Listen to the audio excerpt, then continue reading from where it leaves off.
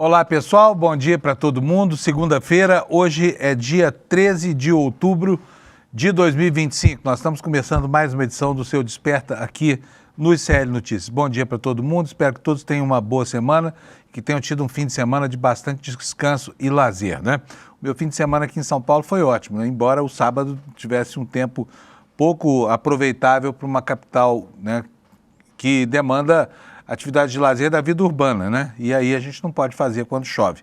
Mas foi bom também porque deu para descansar bastante. Espero que você tenha conseguido descansar também para começar a semana com seu pé direito. E nós começamos essa semana com Lula na Itália, começando lá um périplo, vai convidar o Papa para a COP30 e cheio de compromissos, mas a notícia mais importante do dia é que finalmente, depois de 2 anos e uma semana dessa guerra insana, os reféns israelenses começam a ser libertados pelo Hamas, começam a ser libertados, não, já foram libertados, 20 vivos, né? E os prisioneiros palestinos em poder do Estado de Israel também começam a ser libertados. Há uma troca de desentendimentos aí entre Netanyahu e o Donald Trump, porque um diz que a guerra acabou, Trump, e o Netanyahu diz que não, que as operações militares ainda não acabaram. Mas o bom do dia mesmo é que, primeiro, né, não há novas hostilidades no horizonte. Segundo, 600 caminhões estão prestes a entrar no estado da Palestina, ou na faixa de Gaza, né, onde vivem os palestinos, para levar comida. E isso vinha sendo impedido até aqui de maneira cruel e covarde pelo Estado de Israel. Então, aquela população faminta já começa a ser alimentada, né? Agora é esperar para que essa paz seja uma paz duradoura, né? Em torno desses dois temas, a gente vai construindo aqui o nosso noticiário hoje, tá bom?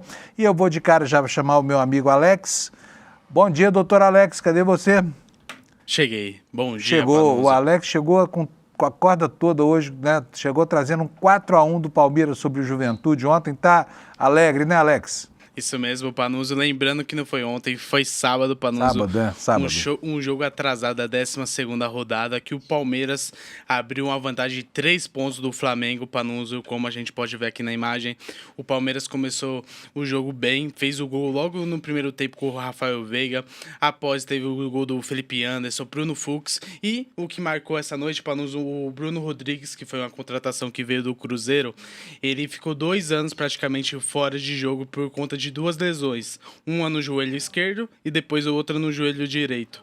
E nisso, depois de 2 anos, depois de quase 2 anos, ele voltou a marcar, então foi algo inacreditável, foi algo muito bonito, que marcou também a resiliência também do Bruno Rodrigues, que não desistiu de jogar após essas 2 lesões, Panuso. Você tá falando mal do Neymar aí, né? Quem, o Anderson? Não, você está falando mal do Neymar aí, que o Neymar não é uma contusão atrás da outra, sem nenhum jogo em recuperação, né?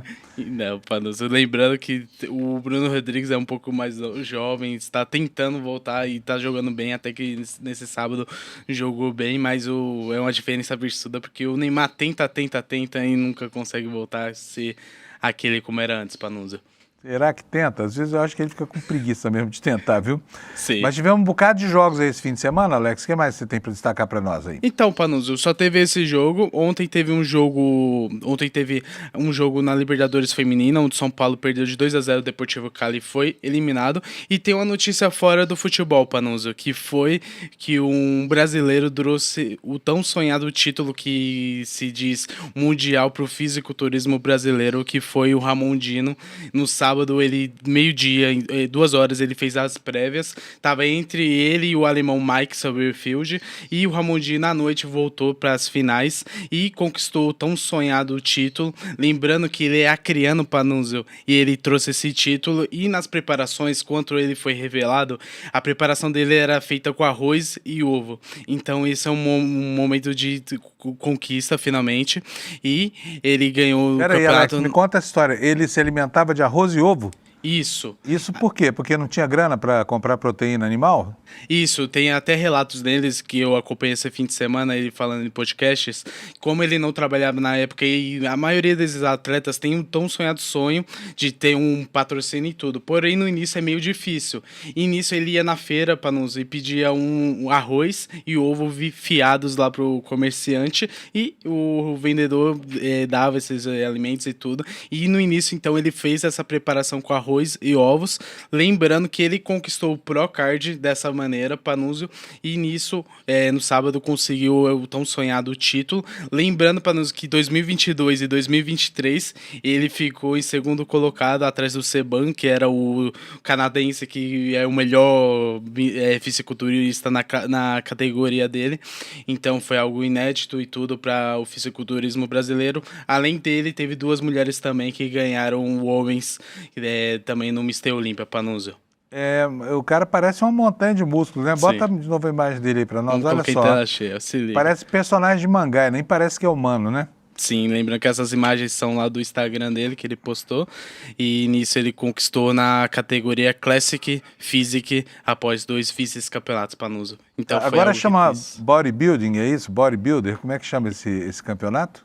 Bodybuilder, Mister Olímpia. Lembrando que para se classificar, Panunzio, você tem que fazer os campeonatos regionais, conseguir um Procard. Você tendo esse Procard, você tem que viajar... Procard é o quê? O Procard é um certificado profissional, é isso? Isso. É como a federação. Isso mesmo, você fica federado praticamente e tem essa oportunidade de disputar esses grandes campeonatos. E a maioria dos Mister Olímpia sempre são lá nos Estados Unidos. Então tem brasileiro que conquista o Procard aqui e vai lá fora conquistar o outro campeonato para você ir para o Mister Olímpia. Então é tipo vários campeonatos para você se classificar e ter essa oportunidade. Entendi, é um campeonato de elite, né? Só os melhores entre os melhores. E essa história de comer arroz com ovo... Me lembra a história do Maguila, né? Que foi outro atleta, não chegou a ter esse sucesso todo, mas foi um boxeador esforçado. Você sabe que ele começou a vida dele como servente pedreiro, trabalhando, ele não tinha dinheiro para nada, ele comia pão com banana, só isso, pão com banana. Também chegou onde chegou, né? Sim, é uma história que podemos falar que é um pouco parecida, porque você conquistar um título, um Procard, comendo apenas arroz e ovo em uma preparação que é difícil, Panunzio, que a gente consegue acompanhar, que eles têm que entrar em sauna para abater peso e tudo, e uma pessoa conquistar apenas comendo arroz e ovo e também, como Maguila, comendo pão com banana, é algo incrível, é algo de superação também para esse povo, né, Panunzio? É incrível, né? É um jeitinho que os brasileiros dão aí, né? Brasileiros muito desfavorecidos, que têm esse sonho aí de se prevalecer, de se dar bem numa carreira desportiva, tem a vocação, mas não tem os meios. E vão atrás dos meios, não interessa que tipo de barreira que tenham que vencer. Como é o nome desse cara mesmo? É Ramon Rocha Queiroz, porém, ele é conhecido como Ramon Dino do Acre, porque ele é acreano e tem esse apelido fofinho, Panunzio. Tem nada a ver com o Flávio Dino, não, que é um bodybuilder moral, né? Isso, não tem nada, não tem nada a ver, não. O Dino dele é apelido. Tá bom, então beleza. Parabéns pro seu Dino aí. Como é o nome dele? Flávio Ramon Dino, Rocha Queiroz. Ramon Dino, né? Isso. O querido Ramon Dino aí, fez bonito lá. Parabéns pela resiliência, porque não é brincadeira virar atleta de elite com uma alimentação limitada pela falta de meios, né?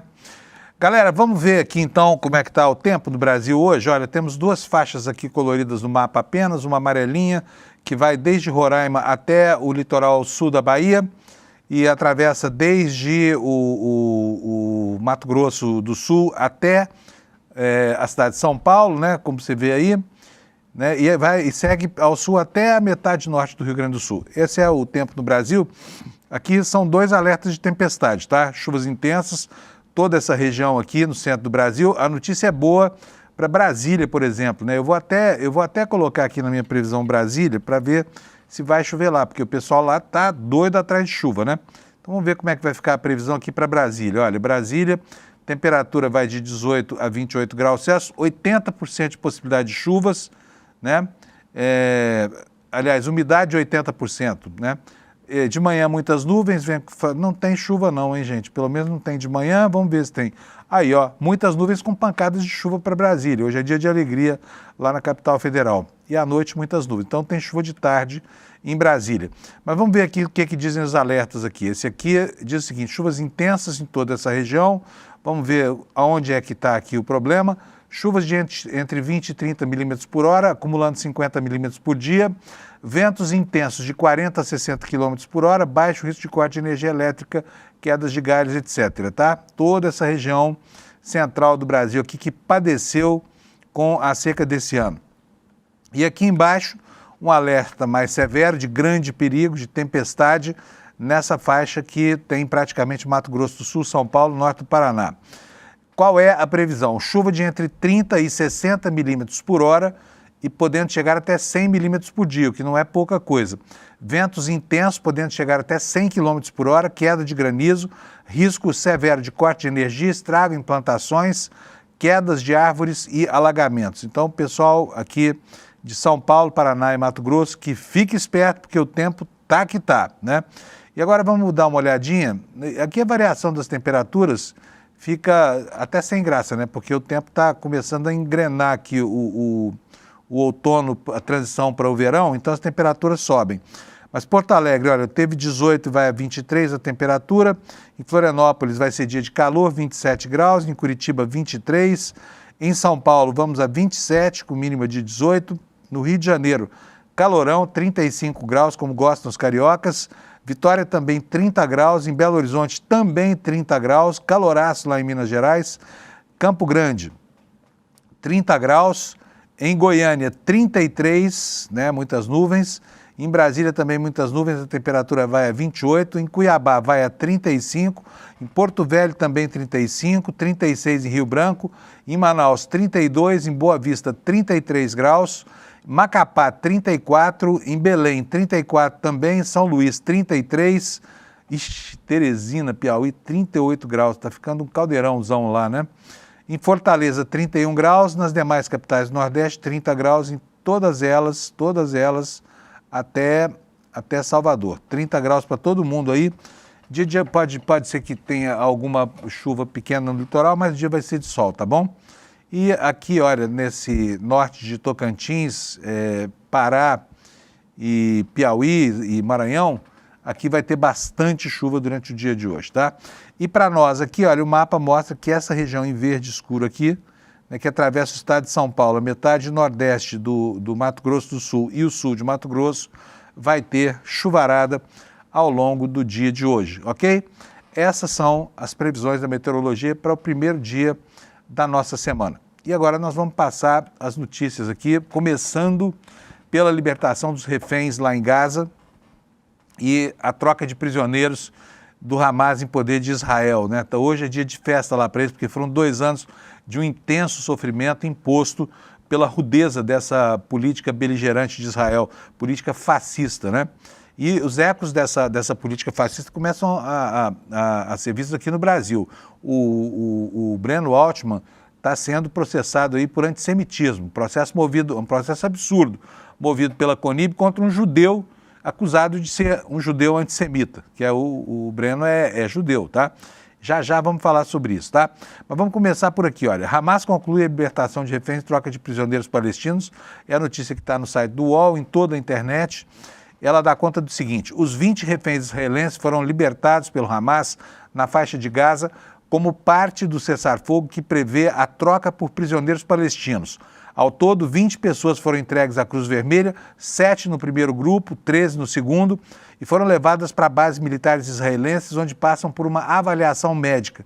Já pensou em que estado chegam essas pessoas depois de 2 anos morando praticamente o tempo inteiro em túneis, lá longe da luz do sol, se alimentando de qualquer maneira, porque não tinha comida para ninguém lá em Gaza, né? Aí a matéria do UOL vai contar o que foi que aconteceu. O Hamas entregou 20 reféns ao vivo à Cruz Vermelha, libertados, aí tem aqui os nomes de todos eles, né? Israel também soltou prisioneiros palestinos presos. O governo de Benjamin Netanyahu iniciou a libertação de palestinos detidos em prisões israelenses, troca que faz parte do acordo de cessar-fogo firmado com o Hamas. Medida ocorre em paralelo à entrega de reféns ao grupo Cruz Vermelha lá na faixa de Gaza. A gente vai continuar vendo aí, olha, as primeiras fotos aqui, estou no site do G1, né? Aqui, ó, os reféns abraçando seus familiares, parecem em boa condição de saúde, né? Para quem estava submetido a tantas restrições de toda sorte, inclusive alimentares, o Hamas tratou bem desse pessoal lá, é o que parece, pelo menos fisicamente, né? O que nos diz a matéria aqui no site do G1? As Forças de Defesa de Israel divulgaram nesta segunda-feira 13 as primeiras imagens dos reféns libertados pelo Hamas. Segundo a imprensa estatal israelense, 20 pessoas que estavam sob o poder do grupo terrorista havia 2 anos foram libertados, ou seja, não sobrou mais nenhum dos reféns. Veja aí, olha, não te parece em bom estado de saúde, né? Não tem ninguém esquálido, magérrimo. Entre palestinos a situação é muito pior, né? A situação é muito pior. Olha, a gente vê aí todos eles tão íntegros, parece, não estão machucados, não tem nada disso, né? Vamos ver aqui, continuar a leitura da matéria para a gente saber mais detalhes sobre isso. Os reféns vivos que ainda estavam sob poder do grupo terrorista Hamas começaram a ser libertados na madrugada desta segunda, operação que faz parte de um acordo de cessar-fogo. Hamas sequestrou 251 pessoas no dia 7 de outubro de 2023. O grupo mantinha 48 vítimas, 20 das quais, né, dessas vítimas sequestradas estavam vivas, como a gente viu, foram entregues hoje, né? 28 estão mortos. Ainda não tenho aqui notícias sobre o que aconteceu com os corpos desses reféns, né? E os demais sequestrados foram libertados em 2 outros acordos de cessar-fogo ou resgatados por militares israelenses. 7 reféns foram libertados por volta das 2 horas da madrugada de hoje. Então, que bom que isso está acontecendo, que bom que está entrando comida lá agora, que bom que vai cessar a fome promovida pelo governo fascista de Israel, que manteve a população inteira da Palestina, transformando-a em um gueto como os guetos que havia na Polônia e na Alemanha na década de 30 do século passado. Gente, agora nós temos para vocês hoje a participação do nosso querido Lula Costa Pinto aqui no nosso jornal. E hoje tem um monte de coisa acontecendo aí numa semana de preparação para um evento que vai ser muito importante no dia 23 lá no Supremo. E nós vamos falar sobre tudo isso aqui com ele a partir de agora. Cadê o meu querido Lula? Tá aí o Lula. Bom dia, Lula. Tudo bom? Bom dia, Fábio. Desde esta seca Brasília, que precisa chover, como você falou aí. Hoje vai chover, hein, Lula? Hoje é dia de festa em Brasília, né? Eu espero, Fábio. Eu passei o fim de semana tentando resgatar plantas no meu jardim, porque estavam morrendo. Esse ano a seca foi muito severa. Pois é, e olha, torço mesmo para que chova. E só para ver, eu morei 23 anos em Brasília, adoro Brasília. Todo mundo que mora em Brasília a vida inteira adora Brasília, né, Lula? Ao contrário do estereótipo que existe aí fora, de que Brasília é uma cidade só tem... Não é não. Mas quando a gente fala de chuva em Brasília, é tempo bom. O brasiliense entende chuva como tempo bom. O brasiliense hoje, se chover à tarde, vai para a rua comemorar esses primeiros pingos de chuva, né, Lula? Exatamente, né? Eu pretendo fazer uma caminhada noturna, né, sob chuva. Previsão é para tarde, tá? Então, bom, pessoal, até feriado é capaz de decretar lá em Brasília, porque a seca está muito brava. Hoje amanheceu com sol aí ou já amanheceu nublado, Lula? Não, amanheceu nublado, mas sem chuva. Está nublado desde ontem, mas não cai água. E eu tive, Fábio, que resgatar manacá de cheiro, manacá, até mesmo uma árvore frutífera, né? Umas pitangueiras que eu tenho, uns arbustos, né? No quintal esse fim de semana, porque estava uma situação crítica. Bom, que bom, vai chover hoje.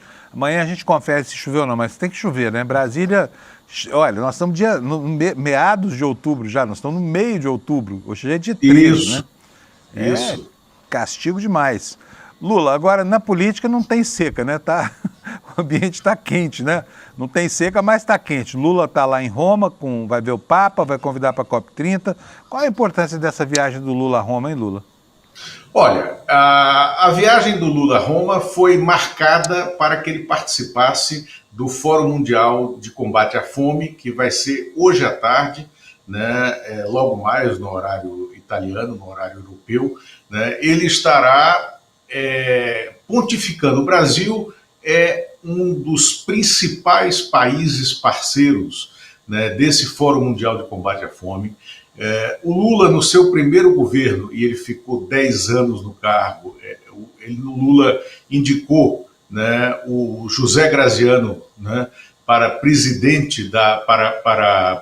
executivo do Fundo Mundial de Combate à Fome, a FAO, né, é um órgão da ONU. A sede desse órgão é em Roma, e o José Graziano construiu uma governança global de entidades que fazem o combate à fome. O Brasil, não à toa, é um dos líderes, né, desse fórum, e por isso que o presidente está lá para selar, né, como um dos principais compromissos do Brasil como Estado, o envolvimento do país no resgate de pessoas, de seres humanos que estão abaixo da linha de pobreza, né, que estão saindo da miséria em todo o mundo, reproduzindo em escala global, né, o sucesso dos programas de resgate social que nós temos aqui no Brasil, sobretudo de combate à fome. Vale lembrar que nesses menos de 3 anos de terceiro mandato, o governo brasileiro já tirou 18 milhões, né, de pessoas que estavam abaixo da linha de pobreza, em situação de miséria e de insegurança alimentar, né? Então, essa era a agenda central do país. Só que calhou, né, da oportunidade de haver a primeira reunião entre o Papa Leão XIV, o americano Robert Prevost, e o presidente Lula. E o Papa Leão XIV está atrás de um fio condutor para o seu papado. E certamente, né, ele constrói esse fio condutor nos programas de combate à fome. E isso vai começar agora, em Gaza, né, nesse regresso dos palestinos à faixa de Gaza, depois do massacre que eles sofreram e em razão da situação de insegurança alimentar profunda. Então, esse foi um dos temas, né, da conversa. O outro foi o convite que o presidente brasileiro fez para que o Papa Leão XIV venha, em sua primeira viagem para fora da Europa, né, venha para a COP30. É possível que amanhã ou no curso desta semana seja anunciada a vinda o Itamaraty tem muitas esperanças de que esse convite seja bem sucedido, porque o Papa Leão XIV tem uma história de convívio com a Amazônia peruana, né? Ele foi durante muito tempo bispo, né, arcebispo, numa comunidade ao norte do Peru, uma comunidade do Pacífico, né? Não era exatamente em Lima, né? Mas ele foi arcebispo e ali ele construiu uma história de envolvimento com as comunidades pobres da América Latina, sobretudo da América Andina, né? E da América Amazônica, porque ele também entrava para esse lado de cá. E foi aí que ele construiu uma relação com o Papa Francisco, ainda como cardeal arcebispo, né, de Buenos Aires, né? Então, essa relação entre eles começou nessa atuação. É possível, Fábio, que o presidente Lula obtenha mais um sucesso diplomático, tendo aceito esse convite. Olha, vai ser interessante, porque o Papa Francisco, né, que era argentino, também sua primeira viagem internacional foi para o Brasil. Então, se o Lula conseguir isso, talvez se crie uma tradição aí. A cada papado que se renova, o primeiro porto seja o Brasil. Até porque o Brasil é o maior país católico do mundo, né, Lula? Lula, agora vamos falar de coisas menos católicas, que é a questão política. Olha, o governo está aí empipinado, o Congresso derrubou a medida provisória que daria a base de financiamento para isenção do imposto de renda para quem ganha até 5 mil, e agora o governo está na obrigação de resolver essa história toda, né?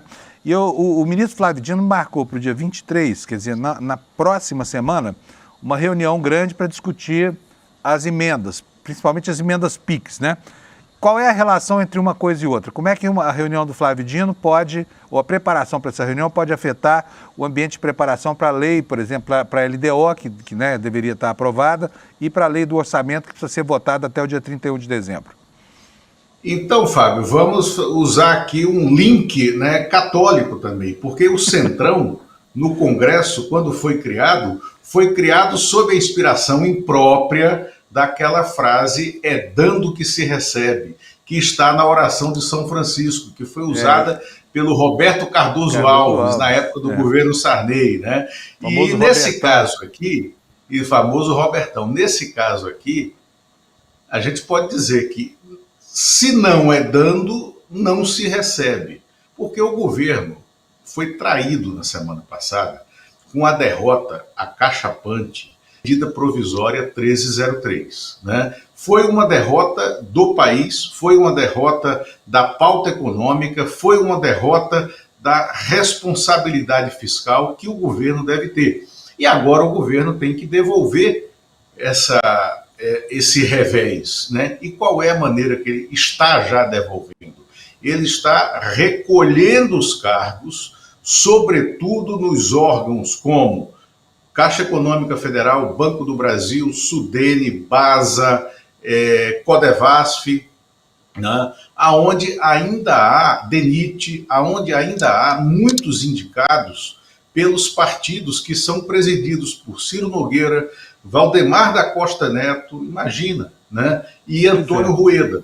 Então, o governo está fazendo um limpa-trilho nesses cargos e vai cortar emendas parlamentares, né, ao orçamento da União, que são as emendas PIX ou as emendas impositivas, mas que podem ser cortadas em situação de contingenciamento orçamentário.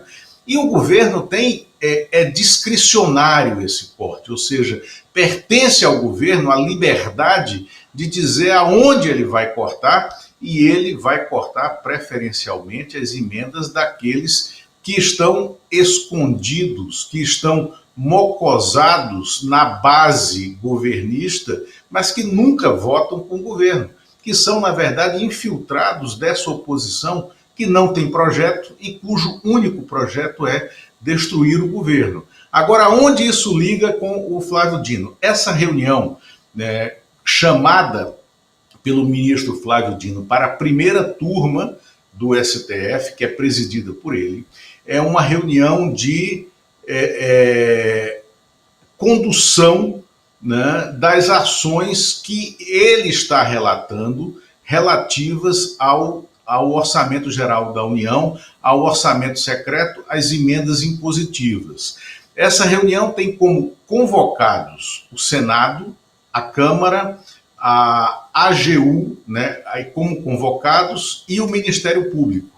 E como convidados, ele convidou o presidente do TCU, o presidente do Senado, o presidente da Câmara, né, e também a Corregedoria Geral da União, que tem por obrigação fazer a fiscalização das emendas, né, da destinação final das emendas, junto com o TCU.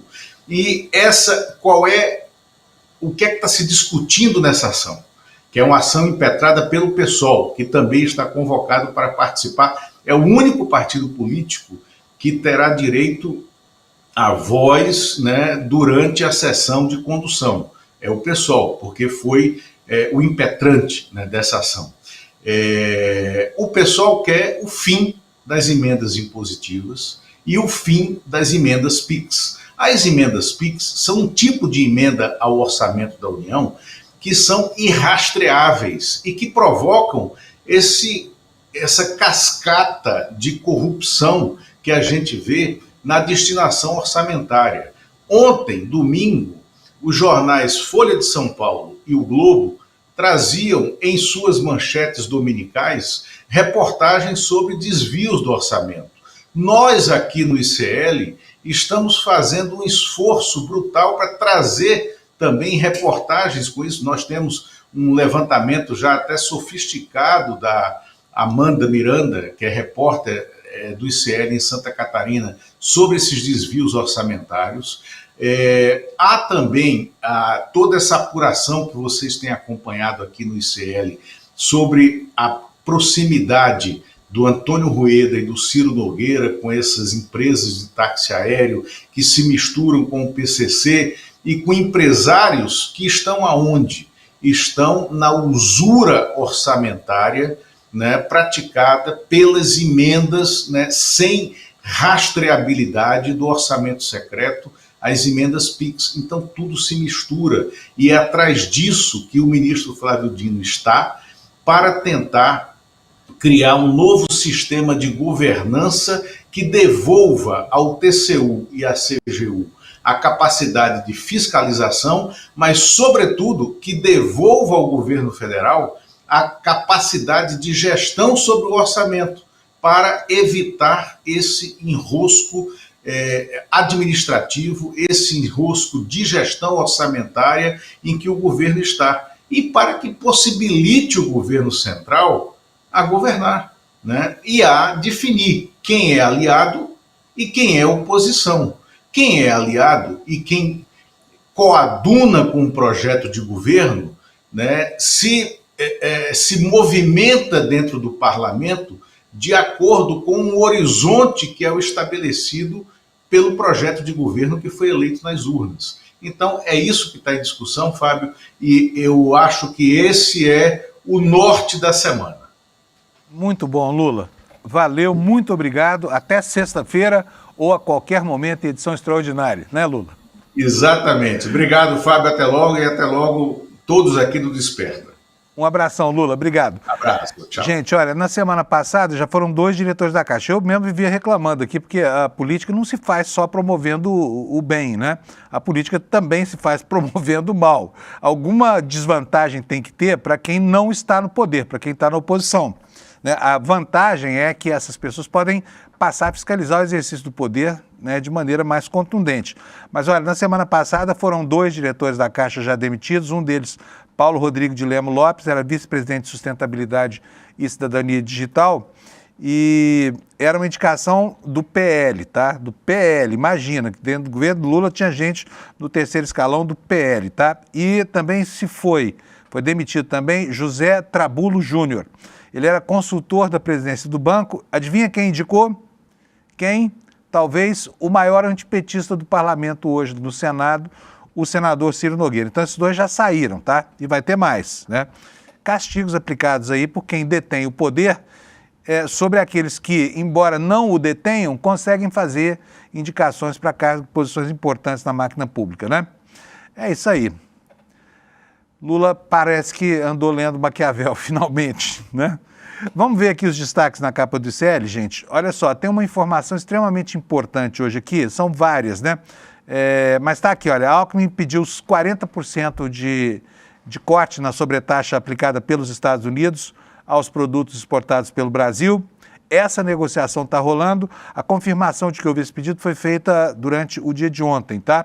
E aí a crença hoje é que, embora o secretário do Tesouro americano, Marco Rubio, seja um inimigo ideológico da América Latina e principalmente de governos progressistas, ele não vai representar um empecilho para o avanço dessas negociações, tá?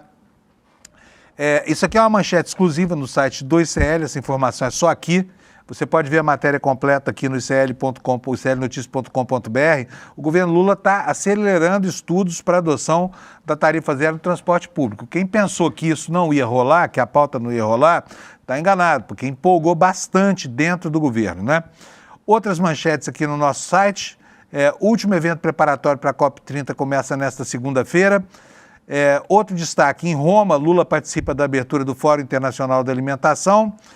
Sobre Gaza, mais uma manchete, a ajuda humanitária chegando a Gaza, a cúpula com líderes mundiais discutindo cessar-fogo nessa segunda-feira. E aqui no Brasil, o Ministério Público denunciou o Breno Altman, jornalista que você certamente conhece, porque fez críticas a Israel, né? Quem foi que abriu o processo contra ele? Foi a CONIB. O que espanta é o Ministério Público Federal acolher uma acusação estapafúrdia como essa e dar sequência a um processo quando você tem aqui claramente uma crítica política feita por um jornalista que inclusive é judeu, tá? Mas não se pode falar nada do Estado de Israel, que a CONIB, que é uma entidade de extrema-direita alinhada com o governo Bolsonaro, vai lá e castiga. Querem fustigar jornalista? Beleza. Agora, o Ministério Público colaborar com essa interpretação é algo estarrecedor, né? Então, vamos começar a destrinchar aqui o noticiário no que nós temos no site do ICL. Começando por esse pedido do governo brasileiro, que foi confirmado pelo Alckmin ontem, de que 40% das tarifas aplicadas sobre produtos brasileiros sejam suspensas já imediatamente, tá? A informação é a seguinte: o vice-presidente do Brasil, Geraldo Alckmin, do PSB, confirmou neste domingo que, em telefonema ao Donald Trump, o presidente Lula pediu que a sobretaxa de 40% imposta a produtos brasileiros seja retirada já na fase de negociação. A declaração foi dada em Aparecida, São Paulo, né, porque ontem foi o dia da padroeira do Brasil. O que nos disse o Alckmin? Ele falou o seguinte: o pedido do presidente Lula para o presidente Trump foi que, enquanto negocia, suspenda os 40%. Esse foi o pleito. Enquanto negocia, suspende os 40%, disse ele aos jornalistas. A reunião entre Lula e Donald Trump foi realizada em 6 de outubro, você viu, por telefone. Trump designou o secretário de Estado americano Marco Rubio para dar sequência às negociações com Alckmin, o chanceler Mauro Vieira e o ministro da Fazenda Fernando Haddad. E já houve, como você sabe, um primeiro telefonema, né, para acertar os próximos passos. De modo que é possível afirmar com toda segurança que as coisas estão andando aí, né, para o bem do Brasil, que está, mal ou bem, sofrendo com essa história do tarifaço. Tem muitos setores que estão... Outros estão comemorando. Por exemplo, os produtores de soja brasileira estão comemorando, porque ganharam espaço lá junto ao maior comprador mundial, que é a China. Mas tem muitos outros fabricantes de peças, equipamentos, insumos para as indústrias norte-americanas que não estão conseguindo colocar seus produtos lá nos Estados Unidos, né? Bom, segundo Alckmin, Marco Rubio não deve representar um empecilho para o andamento da negociação. O que ele disse? Disse o seguinte: não acredito, a orientação do presidente Trump foi muito clara, nós queremos fazer um diálogo e entendimento, e o Brasil sempre defendeu isso, disse o vice-presidente e ministro do Desenvolvimento, Indústria e Comércio, Geraldo Alckmin. Na próxima sexta-feira, no dia 17, Mauro Vieira vai se reunir com Marco Rubio em Washington para tratar do tarifaço e também das medidas restritivas aplicadas contra autoridades brasileiras, como a Lei Magnitsky, por exemplo, né, e também revogação de vistos. Lula e Trump também acordaram de se encontrar pessoalmente em breve. O presidente brasileiro aventou a possibilidade desse encontro acontecer na cúpula da Malásia e se dispôs a viajar aos Estados Unidos, se for convidado mesmo, né? De acordo com Alckmin, 42% das exportações brasileiras para os Estados Unidos estão fora do tarifaço. O governo estima que cerca de 34% dos produtos confeccionados aqui no Brasil estão sendo impactados diretamente pela tarifa de 50%. Então, é muita coisa. Só que lá nos Estados Unidos, a gente não pode esquecer que o impacto é sentido pela população diretamente. Por quê? Ovo, suco de laranja, café e carne estão no cardápio básico do americano, né? E, por exemplo, a carne já subiu 16% lá, já estava custando uma fortuna. Hoje é praticamente impraticável você comprar carne, os chamados steaks lá nos Estados Unidos, ficou caro até para famílias americanas de classe média, tá? Então, criou uma complicação interna lá para o Trump, que está tendo que se haver com os gritos da opinião pública contra o resultado dessa sua política desastrosa.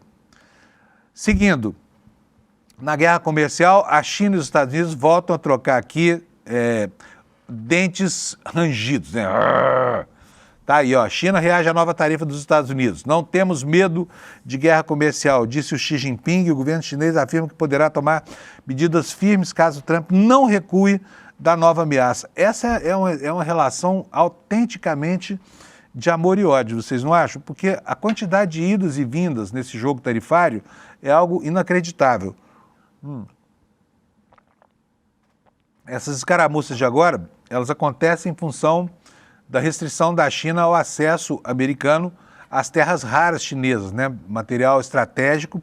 E isso aqui pode abrir uma janela também para o Brasil, porque o Brasil tem a segunda maior reserva mundial de terras raras e pode passar a se privilegiar da fragilidade, da vulnerabilidade dos norte-americanos, que precisam desesperadamente desses 17 metais que compõem as terras raras para a sua indústria de tecnologia de ponta, de supercomputadores até foguetes, tudo usa terras raras, tá? Confecção de eletroímãs de grande potência e tudo mais. Mas vamos passar aqui a leitura da matéria do Brasil de Fato. Neste domingo 12, o Ministério do Comércio da China se manifestou pela primeira vez em relação à nova taxação dos Estados Unidos. O governo afirmou que poderá tomar atitudes firmes para proteger seus direitos e interesses legítimos frente a essa medida que foi anunciada por Trump, impondo 100% de tarifas sobre todos os produtos chineses. Além de exigir a revogação da tarifa, a China apelou para a proteção dos consensos estabelecidos entre os dois chefes de Estado através do diálogo e com base no respeito mútuo e em consultas em pé de igualdade, a fim de garantir o desenvolvimento estável, saudável e sustentável da relação econômica e comercial China-Estados Unidos. A posição do governo classificou as ações dos Estados Unidos como hipócritas e prejudiciais para a atmosfera das conversas bilaterais. Também afirmou que é contra a guerra comercial, mas não tem medo da briga. O que diz a China? Ameaças arbitrárias de tarifas elevadas não são a maneira correta de se relacionar com a China. A posição da China sobre a guerra comercial é consistente. Nós não a queremos, mas não temos medo dela, afirmou o porta-voz do ministério. Também neste domingo houve uma manifestação lá por parte de autoridades chinesas e o Trump passou a adotar um tom mais conciliador, dizendo que os Estados Unidos querem ajudar a China, não prejudicá-la. Quer ajudar, mas impõe 100% de tarifa sobre os produtos chineses nos Estados Unidos, né? O que ele disse? Não se preocupem com a China, tudo ficará bem. O respeitado presidente Xi acabou de passar por um momento difícil. Ele não quer uma depressão para o seu país e eu também não, declarou Trump na plataforma Truth Social. Como sempre, um blefe, uma bravata e depois a mão estendida para negociações, né, que de outra forma poderiam ser muito mais bem-sucedidas. Mas o jogo é bruto. No começo, sempre uma pancada, né? É a técnica do Trump. Na semana passada, diz o Brasil de Fato, a China endureceu o controle sobre exportação de terras raras. O porta-voz do Ministério defendeu que a política é uma ação legítima do governo que atende às leis e regulamentações chinesas a fim de melhor salvaguardar a segurança e estabilidade de cadeias industriais de suprimentos globais. A medida, no entanto, entrou em rota de colisão com os interesses do presidente Donald Trump, que criticou a iniciativa. Em resposta, anunciou que também passará a impor controle de exportações sobre todos os softwares essenciais produzidos nos Estados Unidos. Em entrevista concedida a jornalistas, o porta-voz do governo chinês afirmou que as medidas contra a economia do país são desproporcionais. Enquanto 900 produtos norte-americanos estão inseridos na lista de controle de exportação da China, a barreira é imposta a mais de 3 mil itens chineses que entram em território estadunidense. Então, aqui mais um capítulo, né, dessa batalha. E a questão das terras raras como pano de fundo. A gente precisa lembrar aqui que pelo menos um setor da economia brasileira, que foi a agricultura, ganhou com tarifaço, né? Porque os chineses, pela deslealdade dos fornecedores americanos, simplesmente não compraram nada de soja dos fornecedores americanos e aumentaram os pedidos aqui para o Brasil e também para a Argentina, que são dois grandes produtores no sul global. E isso foi bom para nós. E foi muito ruim porque, além dos prejuízos com armazenamento e por não ter o que saber, não ter como saber o que fazer com tanta soja assim, são 22 milhões de toneladas por ano exportadas dos Estados Unidos para a China, o produtor americano morreu com um pepino na mão. E lá tem medo, existe um medo generalizado de quebradeira no campo, né? Uma situação muito ruim para o produtor de soja americano, que exerce uma pressão e lobby forte sobre o governo. Então, até porque aqui, assim como no Brasil, o agricultor americano também é um personagem vinculado à extrema-direita. Também deu suporte ao Trump, deu dinheiro, deu prestígio, deu votos, tá? Influenciou as eleições. E agora está aí com a cara quebrada por conta das manobras de Trump, né? Gente, chuvarada no México, né? O clima no mundo está maluco, totalmente maluco. Nós temos em várias regiões do globo a ocorrência de chuvas fortes, né? Isso aqui aconteceu da sexta para o sábado, tá? Mas olha, a gente pode ver aí, olha, imagens que a gente está cansado de ver aqui no Brasil, né? Carros arrastados, isso aí em Poza Rica, lá em cidade de Poza Rica, em Veracruz, no México. O número de mortes pelas chuvas do México, diz aqui o UOL, aumentou para 44, depois que o governo confirmou ontem mais 3 falecimentos, enquanto equipes civis e militares de resgate lutam para abrir estradas e chegar a comunidades isoladas. Os piores estragos foram nos estados de Hidalgo, Puebla e Veracruz, né? Isso fica no centro e no leste do país. E eles concentram o maior número de vítimas lá por enquanto, né? Então está aí a situação das chuvas lá no México, né? Vamos agora revisitar, gente, um pouco do que aconteceu lá para trás, quando começaram a se formar os acampamentos golpistas. O Jornal Estado de São Paulo hoje está saindo com uma denúncia incrível. Olha só, militares do Exército não se limitaram a permitir a presença de manifestantes golpistas nas cercanias das unidades militares. Em Brasília, eles foram muito além, tá? Eles fizeram terraplanagem Para quê? Para ajudar a instalação do acampamento golpista em 2022, tá? O Estadão está publicando aqui, numa matéria do Aguirre Talento, uma série de vídeos que demonstram, né, que máquinas do Exército foram lá preparar o campo para os golpistas, né? E o jornal está dizendo, os registros indicam a participação ativa de militares na manutenção dos manifestantes bolsonaristas no quartel-general. O Exército diz que a ação foi necessária para corrigir o acúmulo de lama e manutenção de áreas sob jurisdição militar. Vamos ao que nos conta aqui o Aguirre Talento, nessa reportagem do Estadão. Militares do Exército realizaram obras de terraplanagem para auxiliar a montagem do acampamento golpista no quartel-general em Brasília no final de 2022, depois da derrota de Jair Bolsonaro nas eleições. A atuação do maquinário pilotado e coordenado por militares foi registrada em vídeos feitos por um integrante do acampamento. As informações são inéditas, nunca tinham surgido dentro das investigações sobre a trama golpista. Procurado, o Exército afirmou que essa ação foi necessária para realizar manutenção do local e corrigir o acúmulo de lama. Os vídeos mostram uma retroescavadeira e um caminhão pilotados e orientados por militares para realizar a terraplanagem de uma área que estava repleta de lama e onde estavam instaladas barracas dos manifestantes. Ao redor, é possível ver faixas com críticas ao Supremo e ao processo eleitoral. Os registros audiovisuais são de 18 de novembro de 22. Os manifestantes começaram a montar o acampamento no início daquele mês, dias depois da derrota do Bolsonaro no primeiro turno. Então aqui as fotos, olha.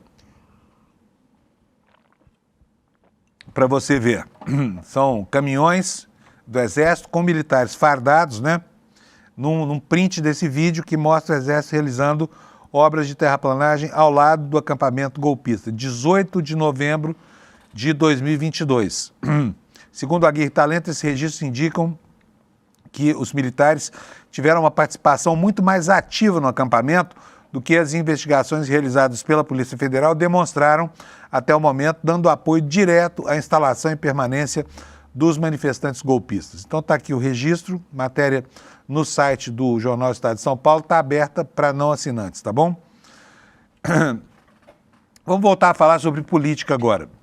Vocês sabem que o governo conseguiu, pela primeira vez na história do Lula 3, tomar controle da pauta, da agenda temática, né? E descobriu que temas populares são capazes de impulsionar, inclusive, o voto de opositores no Congresso. Foi o que a gente viu com a isenção do imposto de renda para quem ganha até R$5.000. Mas depois veio a bordoada, né? Porque na hora de aprovar o mecanismo de financiamento previsto pela medida provisória 1303, o Congresso foi à forra e deixou o governo numa situação muito difícil que ele vai ter que enfrentar agora. A despeito dos problemas, o governo continua impulsionando temas que são muito positivos e que podem render um bom debate. Os dois principais, o primeiro deles, jornada 6x1, ainda com uma defesa tênue, mas essa ideia da tarifa zero, que é uma ideia excelente. Já pensaram todo trabalhador brasileiro poder pegar o ônibus ou o metrô para se dirigir ao seu trabalho e voltar para casa de graça, né? Pois é, a proposta está andando, tá? Não é apenas um bode na sala da oposição, que o governo põe para tirar depois. Parece que não. É uma proposta difícil de implementar. Seriam necessários, por avaliações preliminares, cerca de 100 bilhões de reais, mas a coisa está andando, né? Olha só a matéria aqui na capa do ICL. Governo Lula acelera estudos para adoção de tarifa zero no transporte público. O governo do presidente Lula quer transformar a tarifa zero no transporte público em uma das principais bandeiras de campanha pela reeleição em 2026. Segundo o jornal Folha de São Paulo, a equipe do Ministério da Fazenda realiza estudos para calcular o custo e definir o modelo de financiamento do programa. A meta é apresentar uma proposta ainda neste 2025. O deputado Gilmar Tato, que é vice-presidente do PT, afirmou que as discussões avançam em ritmo acelerado. Ele disse o seguinte: estamos conversando com a equipe do ministro Haddad e diversos representantes de prefeitos e do setor de transportes para definir o mais rapidamente possível uma forma de financiamento, disse ele em entrevista à Folha de São Paulo. O tema será debatido em audiência pública em 21 de outubro na Comissão de Política Urbana da Câmara dos Deputados. Estarão presentes integrantes do governo, prefeitos, parlamentares, para discutir a viabilidade financeira do projeto e o papel da União, dos estados e dos municípios na sua implementação. Embora o Planalto reconheça que não há tempo hábil para implantar a tarifa zero ainda no próximo ano, a proposta é vista como uma peça central para fortalecer a imagem de Lula. A avaliação é de que a entrega da isenção do imposto de renda aos trabalhadores de menor renda reforça a credibilidade do governo em novas promessas sociais, né? Estudo do governo sobre tarifa zero, é o intertítulo aqui da reportagem que eu continuo lendo para você. O presidente Lula recomendou ao Ministério da Fazenda um estudo sobre o custo da gratuidade em todo o país. O levantamento considera não apenas investimento direto, mas também o impacto econômico positivo que essa medida poderia gerar com aumento no consumo e também na arrecadação. E o governo também espera que o programa contribua para conter a inflação, reduzindo a pressão de reajuste de tarifas de ônibus sobre o índice de preço ao consumidor. Atualmente, 138 municípios brasileiros já oferecem transporte gratuito e técnicos do governo acreditam que uma expansão gradual pode ocorrer sem afetar o equilíbrio fiscal. Ocorre que esses 128 municípios são municípios muito pequenininhos, né? Como, por exemplo, Águas de São Pedro, aqui no interior de São Paulo, tem alguns outros municípios também, em que um único veículo lá faz a linha circular e cobre a cidade inteira. Nós temos poucas cidades de porte médio que adotam esse tipo de gratuidade, porque isso aqui custa muito caro, né? Mas se o governo conseguir fazer isso, será uma proposta de muito impacto para todo mundo que usa o transporte público no Brasil, né? Isso, no entanto, não resolve o problema que o governo tem nos dias de hoje, que é arranjar grana para pagar o rombo que vai sobrar da isenção do imposto de renda para quem ganha até R$5.000 por mês. E o que fazer agora diante da recusa do Congresso, né, que derrotou a medida provisória 1303, aquela que o governo falava que iria taxar os BBBs, né? Betes, bilionários e o outro B, esqueci o outro B aqui, já lembro, tá? Mas vamos para uma matéria aqui na Folha de no UOL, aliás, enquanto eu faço a minha memória funcionar aqui para você. O governo estuda mexer no IOF, nas betes, emendas para tampar a perda bilionária. É o que está em questão agora, né? Como vai se tirar dinheiro, já que o Congresso se recusa a taxar bilionários, o que o governo estuda fazer? O governo Lula, diz aqui o UOL, estuda reembalar alternativas já tentadas no passado para recuperar a perda de 35 bilhões em arrecadação que lhe foi imposta pela Câmara na última quarta-feira. O cardápio das alternativas vai passar por Lula. Elas incluem um aumento no percentual do IOF, que é o Imposto sobre Operações Financeiras, taxar as apostas esportivas, né, as famosas bets, e cortar emendas parlamentares. E é aqui que o sapatinho dos deputados e senadores aperta. É aqui que está a importância dessa reunião do dia 23, sobre a qual eu conversei agora há pouco com o Lula, né? Não é apenas a moralização, é também o pagamento com o uso de uma fração dessas emendas destinadas a deputados e senadores daquilo que eles não quiseram dar ao país. Seriam cerca de 10 bilhões em emendas que seriam destinadas não mais, né, ao fastio dos parlamentares, mas que iriam compor o orçamento da União, iriam ajudar a pagar a conta que o governo não consegue fechar. E isso fala muito alto, né, a consciência dos parlamentares, a consciência crítica dos parlamentares do Brasil, né? Aqui na matéria do UOL está escrito o seguinte: os ingredientes podem ser os mesmos já oferecidos, só que a receita vai ser diferente. É o que defende um parlamentar ouvido pelo UOL sob anonimato, parlamentar petista, tá? E, enfim, vamos ver o que vai dar isso aqui, mas o governo não tem saídas fáceis à mão, tanto é que não apresentou um cardápio ainda, tá bom? Gente, COP30 está aí, está começando, né, o clima a aquecer nesse que será o maior evento sobre o clima, né, em todo o ano de 2025. Nós estamos chegando a ele e no nosso site do ICL há uma reportagem aqui sobre a realização de um último evento antes da COP30 que começa nesta segunda-feira, né? A matéria da Agência Brasil reproduzida aqui no nosso site, que diz o seguinte: o presidente Alckmin participa nesta segunda, 13, em Brasília, da abertura da pré-COP, que é a reunião ministerial preparatória da 30ª Conferência das Nações Unidas sobre Mudanças Climáticas, a COP30.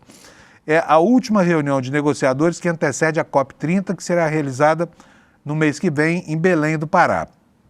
A pré-COP reunirá delegados e observadores de países signatários do Tratado sobre Mudanças do Clima das Nações Unidas. É um espaço de alinhamento técnico e político entre países e tem o objetivo de impulsionar negociações sobre os principais desafios da agenda climática global, como financiamento climático, transição energética, adaptação e preservação da biodiversidade. Com esse encontro, aliás, como esse encontro não faz parte do calendário oficial do Secretariado da Convenção do Clima, são priorizadas delegações que coordenam grupos regionais. Brasília deve receber cerca de 500 representantes de 50 países. São 2 dias de evento, segunda e terça, hoje, né, dia 13 e amanhã, dia 14, tá? Então tá aí, tá feito o registro. Vamos para a próxima. Já falamos aqui sobre a audiência de Lula no Papa, né? O presidente está lá convidando o Papa para vir à COP30. E ainda sobre a COP30, olha, matéria na Folha de São Paulo nos dizendo que a prioridade é ligar os pontos entre ciência e o dia a dia das pessoas, é o que disse o chefe da ONU para o clima. É porque muitas vezes mesmo a ciência parece muito distante do cidadão comum e ele não consegue perceber o elo, né, entre aquilo que a ciência pode predizer ou recomendar e aquilo que faz com que a vida, que essas coisas sejam perceptíveis na vida dele, né? Vou ler para vocês aqui um trechinho. Simon Stiell, que é secretário executivo do Braço do Clima da ONU, a sigla é grandíssima, UNFCCC. Ele faz uma autocrítica. O debate climático em geral é muito técnico. Torná-lo tangível para todos é uma das prioridades da COP30, essa conferência que vai acontecer mês que vem lá em Belém. A linguagem científica pode parecer abstrata. Quando falamos de 1,5 grau Celsius ou centígrado de aquecimento global, isso nem sempre se conecta à vida das pessoas. Comanda um processo que pode ser um mar de acrônimos. Então, é crucial falarmos uma linguagem humana. É assim que ligamos os pontos entre ciência climática e o dia a dia das pessoas, disse a Folha de São Paulo. Quer dizer, o objetivo deles é explicar exatamente o que isso representa. Porque se você falar que 1,5 grau Celsius a mais de temperatura na Terra derrete geleiras e pode elevar o nível do mar ou provocar, por exemplo, temporais como a gente nunca se lembra de ter visto, isso é mais tangível, né? 1,5 grau, 1,5 grau parece que não é nada para quem teve temperatura de 40, 50 graus esse ano. Mas a temperatura de 40 e 50 graus também é uma consequência disso. E é assim que esses cientistas querem falar para as pessoas, tá? Não mais do problema do plano teórico, mas do problema que afeta de fato a vida das pessoas. Antes de terminar o jornal, já estou quase no finalzinho, eu preciso registrar aqui, né, que o jornalista Breno Altman foi denunciado pelo Ministério Público Federal, tá, a pedido da CONIB. Por quê? Por fazer críticas consideradas antissemitas a Israel. E a defesa do Breno vê nisso aqui censura política, né? A PF abriu inquérito, diz aqui o intertítulo da matéria, mas concluiu que o jornalista não cometeu crime, tendo apenas exercido seu direito à liberdade de expressão. Apesar disso, o Ministério Público não. O Ministério Público Federal denunciou o Breno Altman pelo crime de racismo contra os judeus, além de incitação e apologia ao crime. O MPF acatou um pedido da Confederação Israelita no Brasil, a famosa CONIB, órgão de extremíssima direita, que afirmou em notícia crime que postagens feitas pelo profissional em redes sociais eram racistas e antissemitas. Anteriormente, a Polícia Federal abriu inquérito concluindo que o jornalista não cometeu nenhum crime, apenas exerceu o seu direito à liberdade de expressão. A denúncia foi publicada nesta terça-feira passada, dia 7, pelo procurador Mário Fabretti, mesma data que marcou 2 anos da ofensiva do Hamas e a escalada do massacre contra os palestinos. O Breno Altman, diz aqui a reportagem, é judeu e ele tem sido um dos mais duros críticos de Israel nesse conflito contra Gaza. Para o jornalista, o atual governo de Israel, liderado pelo premier Benjamin Netanyahu, é movido por ideias racistas e impõe, ele sim, um regime de apartheid aos palestinos que vivem em territórios que são controlados militarmente por Israel há anos. O procurador Fabretti afirma ter identificado os delitos em postagens feitas por Altman no período entre 7 de outubro de 2023 e 1º de fevereiro deste ano. que ele alega? Ele diz o seguinte, ó, algumas dessas postagens, tomadas de forma isolada, aparentam ser apenas críticas a políticas do governo do Estado de Israel, mas se inseridas no contexto formado por todas as manifestações do denunciado, revelam mal disfarçado discurso de ódio, configurando delito do artigo 20, parágrafo 2º da Lei 7716/89 e delitos de incitação e apologia a crimes alternado ou cumulativamente. Tenha paciência, promotor, sabe? Que história é essa? Promotor não, procurador. Como assim? Sabe? É livre manifestação e é um genocídio, sabe? O que a Conip está defendendo são genocidas, sabe? Gente que foi buscar, no pior da história da humanidade, os elementos que necessitava para massacrar e para justificar moralmente o massacre feito em Gaza. E aí vai culpar um jornalista brasileiro que faz críticas muito corretas a Israel por prática de racismo. Justo ele, que é judeu também, é inacreditável que o Ministério Público tenha acolhido essa denúncia e dado seguimento a isso. Esperamos que o tribunal que vai julgar esse negócio julgue com seriedade, tá? E lembrando que isso aqui é um país em que as pessoas podem sim emitir opiniões, por mais duras que elas sejam, tá? É o que garante a nossa Constituição. Gente, antes de ir embora, deixa eu falar para vocês, ó, quem não assistiu, vai para a Argentina Carajo, precisa assistir. É muito legal o documentário, tá? É muito importante ver o que se passa lá na Argentina e o documentário é muito bem construído, você vai adorar. Está aberto ainda, não perca a oportunidade, tá? Não perca a oportunidade, vale super a pena. Vai aqui, olha, despertaicl.com.br e lá você pega o link para assistir. Vai para a Argentina Carajo, que desmonta, literalmente desmonta essa falácia chamada governo Javier Milei e desmonta também o tal do anarcocapitalismo, tá? Bom dia para você, boa semana. A gente se encontra aqui amanhã às 7 da manhã para repassar o mundo do que vai acontecer nas próximas 24 horas. Tchau, obrigado pela sua audiência. Sucesso estrondoso. Milhares de pessoas assistiram o nosso documentário Vai pra Argentina e entenderam por que Javier é hoje a maior fake news do planeta. Se você não assistiu o lançamento, uma boa notícia para você. A gente liberou por mais alguns dias o replay do filme. Então, se você quiser assistir a uma sessão gratuita desse filme, você tem poucos dias. Juntar sua família, seus amigos e assistir. Sugestão minha? Assiste. Você vai ver um mito cair diante dos seus olhos. Bom filme.